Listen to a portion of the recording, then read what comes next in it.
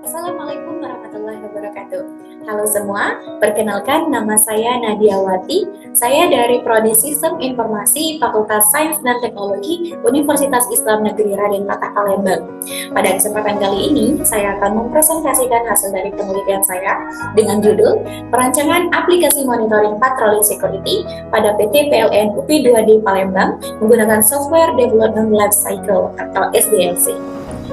Langsung saja untuk mempersingkat waktu, di sini ada abstrak.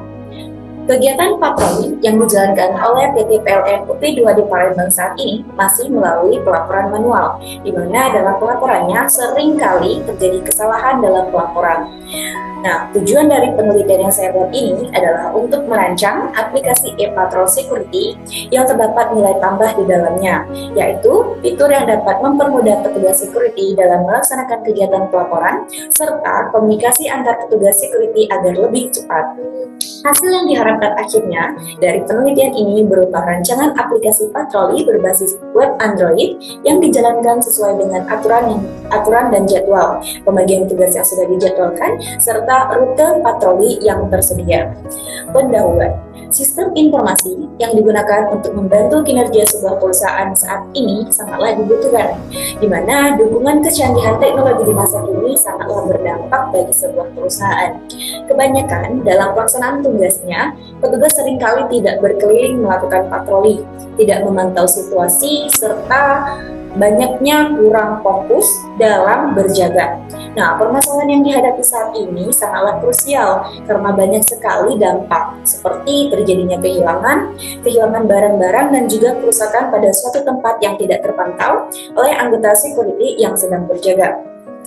Penulis berkesempatan membuat perancangan suatu aplikasi berbasis website yang kemudian diaplikasikan pada smartphone untuk mengoptimalkan kinerja petugas security yang berada di PT PLN Persero UPI 2D Palembang.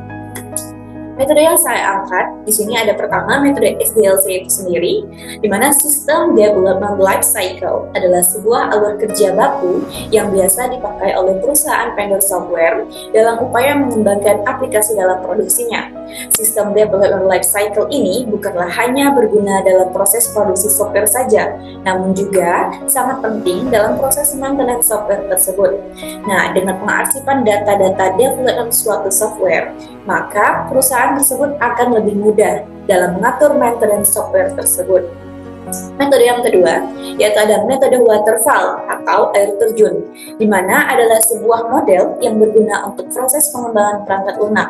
Model ini mengusulkan suatu pendekatan dengan pengembang software dengan cara yang sistematis dan dimulai dari suatu tingkat yang menunjukkan kemajuan sistem itu sendiri dari semua cakupan analisis, desain, kode, pengujian, sampai pada pemeliharaan.